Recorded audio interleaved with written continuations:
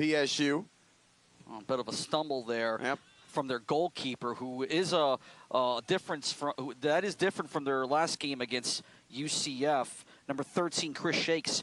Stetson behind the 8 ball here, 1-0. Well, the Hatters had conceded just 1 goal in their 2-game trip to Charleston, South Carolina. They shut out it. And they go right to him here. Slowed outside the area. He's going to try that end line cross again. This time the Hatters are ready for it. It'll come back out up top to Kuhn. Injuries ravaging the side. Took them all the way to the ASUN title game in his first campaign. High hopes for this season for Stetson, and they're looking down the... It's a program that was a national power for years and years, and in the last 4 seasons or so, they have fallen off. They had a couple of losing seasons in a row. They brought Jeff Cook in to try and turn the program around. He did improve them significantly in the league last season in his first year. Although, again, as you mentioned, Masad, they did struggle on the road. But you got a guy in Cook who has worked extensively with young players with the Philadelphia Union. He was in their academy. Now, like you said, we're not even 10 minutes in. Here's Watson charging forward from the left back position. Couldn't pick out, slowed. And now the counter press on from Penn State. And it works out. It's all about that PK call near the end of the game, though. That was a little weird. Felt soft to me. Malloy. Header on, cleared off the line by Picado through his first few games in green. Now McCauley missed all of last season with an injury. It was a big blow for Stetson. He's their leader, 5th-year senior from Seffner, Florida, who was an all-conference first-team pick in their regular season title-winning 2017 season. He's picked out Turner with a long ball. There's space. Here's Ferguson. Played on the left side against RGV. He's on the right here today against Penn State. And now X-Line, a dependable veteran, senior from Greenwood, Indiana. And now you're seeing that formation shift that we're talking about with Denise and Turner. They're really hugging the sideline hard here. Now I go to Sauth, the right wing back. Still in the three. Stanford are top 5. They're pretty good. The best team in college soccer. They've won 3 of the last 4 national championships. That is the preeminent power in the sport that the Hatters run, and they can run it because they have a player as good as McCauley to stand in the middle. Here's Malloy, and there's McCauley stepping with Butts to win the ball back for Stetson. That's one of the reasons his injury last year really hurt. To slide in shell ball, Malloy was wise to it. Penn State is really closing in the midfield hard. Here's McCauley again, carrying the ball forward. The ball-carrying center back, such a luxury if you have it. Denise to Rodriguez. Extra strength is really critical with the rules that college soccer has. It's definitely a more physical game than the professional game. Headed along by Rodriguez. Malloy just eating up chunks of that midfield for Penn State. One of the downsides of a 3-4-3 formation, though, especially when you crash in like that, is that when you clear ball, you've got 2 or 3 defenders crashing on you like that. You need some help from your teammates. Shakes with a long ball. Laundry playing in. Leo put hard to give that call. It wouldn't surprise me at some point, Evan, if we see Penn State try to exploit the wide areas a little more. We've seen them kind of go central with their attack so far. With a 3-4-3, I mean, you've got 3 in the back, though. There's space in the wings for them to operate if they want to go to that. Of course, a 4-4-2 doesn't really lend itself to that as well, but offense for Penn State. Although you see them here, they have been happy to sit back with this 1-0 road lead. They're going to go down the left, the Stetson Hatters, and Laundry does. Welcome breeze, I would say. Yes, for sure. For those who don't have papers. Press the attack here. Looks like Stetson wants to get some of their players up forward a little bit more, which with the formation they're playing, probably not a bad idea. Reedy's definitely fortunate that's not a yellow. Referee did talk to him. I think it was probably a warning, but no booking already in this game, and it's got to be a terrific for Penn State to have him back. One of 8 Pennsylvania Players on the roster. Big Ten preseason. The 1-0 lead, but both teams have had very good looks at goal since the early goal by Gonzalez. Stetson's had at least 3 good chances. You got to think eventually the breakthrough's coming. There's a lot of time left in this game, nearly an hour. The one concern, though, is to motivate yourself, especially in this kind of game. I was going to say, it gets harder to move. Yeah. I mean, Stetson, if you look at these 2 teams, there's one team that is clearly exerting a lot. There you go, Evan, your Spanish lesson for the day. I'll have to consult Duolingo. There's a play out towards the top of the box. Penn State.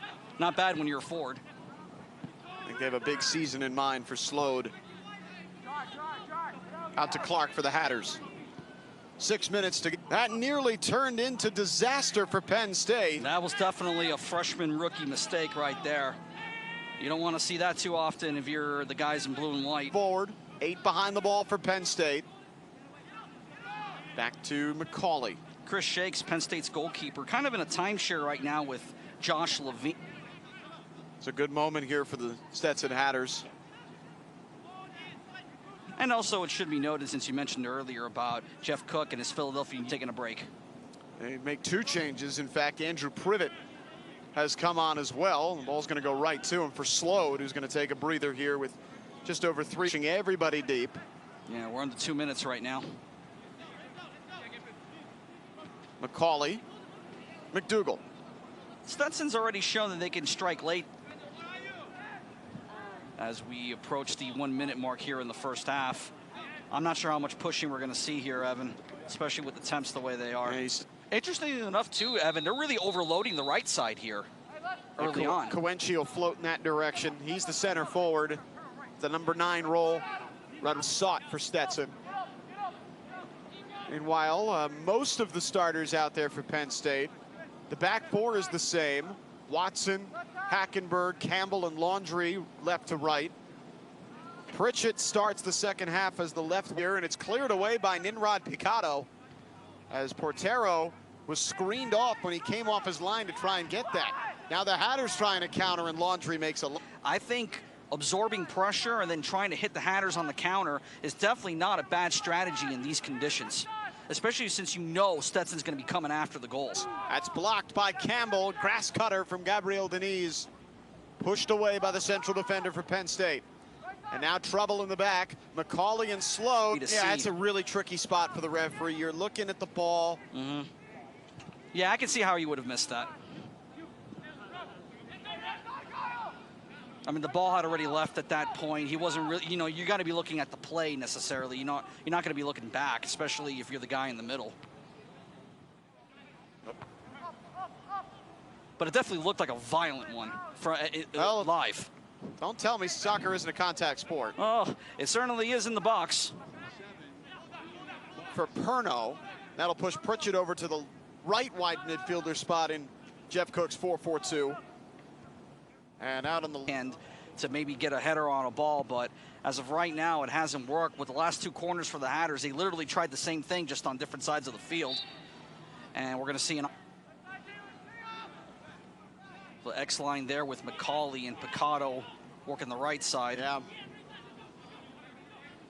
McCauley now carry the ball forward. He's got some options here. Deniz, that's a lovely touch. Tried to cross the ball, and Shakes punched it out, and that's what you want, the goalkeeper to force a rebound like that.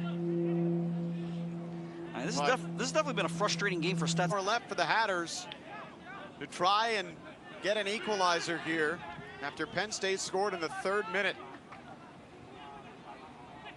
Double their lead.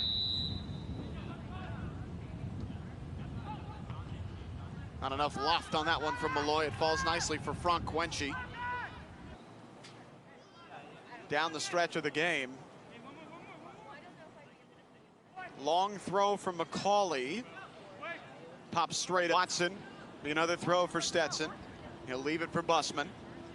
Just over 25 minutes to go. Busman. Shell ball. There's space on the left wing there if he wants to take it.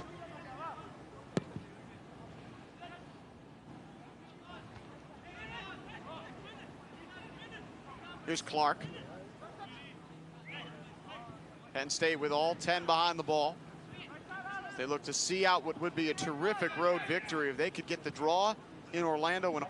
And at this point in the game, I think one of the things that you have to worry about if you're Stetson is the frustration of it.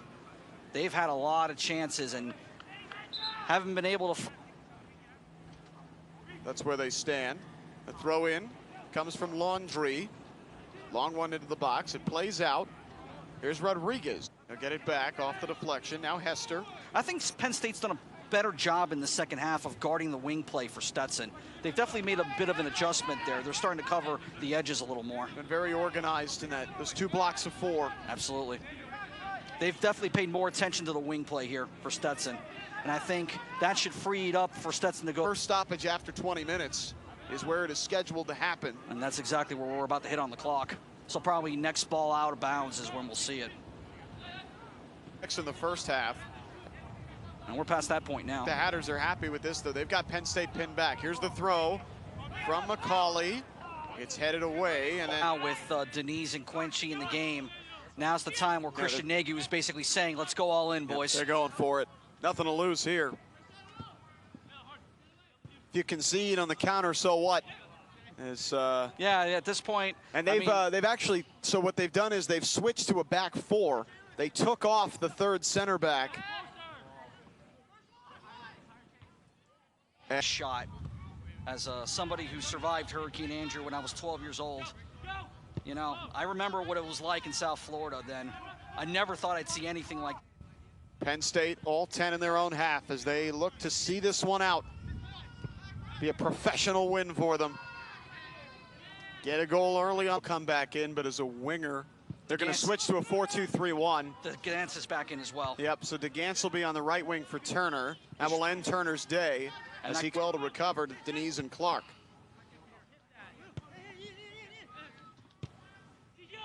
Sott going to right back here as Malloy picks that off from Denise. Reedy could not get on the other end of that from Slode. Sott, who I've seen play wing back, full back, center back, and midfielder over the course of the last 2 games. Now the other side for X-Line. He's not the only. State, this happened a ton on Friday night against UTRGV. If he feels that the Nittany Lions are taking too much time, as he did with the substitutions just a few moments ago, he can't. Look at that. That's some nice move right there. Fortunately, I think they'll go back to the ball across the face of goal. Rodriguez was there for the tap in and just couldn't get. And ends the game for Penn State. And I think just looking back at it, Evan, what, 5, 6 golden chances for Stetson in this contest to put one in, at least? That'll be a shot and a save. Pritchett for Leo Portero, but that will end the game. Penn State, a 2-0 road victory. They get a win and a